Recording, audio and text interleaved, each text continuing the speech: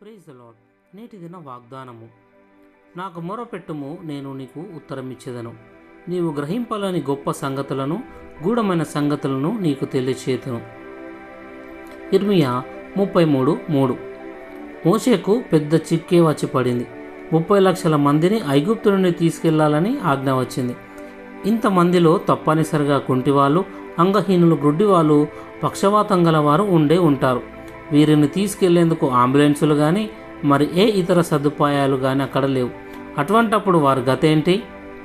వారంతా మోసే చుట్టూ మూగి, అయ్యా, మా బాబుకు పోలియో ఉంది, తీసుకెళ్ళండి అని ఒకరంటే, మా అమ్మమ్మ గ్రుడ్డిది, ఆమెను ఎలా తీసుకెళ్లాలని మరొకరు, మా నాన్నకు పక్షవాతం ఉంది, ఎలా వెళ్తాం అని ఇంకొకరు. ఇలా అనేకులు అనేక ప్రశ్నలతో ముంచెత్తి ఉండొచ్చు. అందుకు మోషే, గొర్రెపిల్లయే దీనికి జవాబు అని చెప్పాడు. అవును, ఆ గొర్రెపిల్లే వారి సమస్యలను తీర్చింది. గొర్రెపిల్లను మంటలో కాల్చి తినాలని దేవుడు వారికి ఆజ్ఞాపించాడు. ఇశ్రాయేలులకు గొప్ప స్వస్థత శక్తి విడుదలైంది.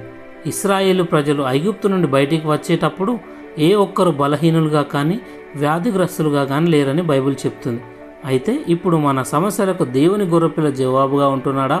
ప్రభువైన యేసుక్రీస్తు మన కొరకు పాపముగా శాపగ్రస్తుడుగా మారి ఆయన శరీరం ఎందుకు నలగగొట్టబడిందో తెలుసా? కేవలం మన సమస్యలను తీర్చేందుకే. నాకు మొర్రపెట్టము, నేను నీకు ఉత్తరమిచ్చేదమని ఆయన చెప్తున్నాడు. గనుక నీ చేతులెత్తి, దేవుని గొర్రెపిల్ల నా ప్రతి సమస్యకు జవాబు అని చెప్పు. ప్రార్థన.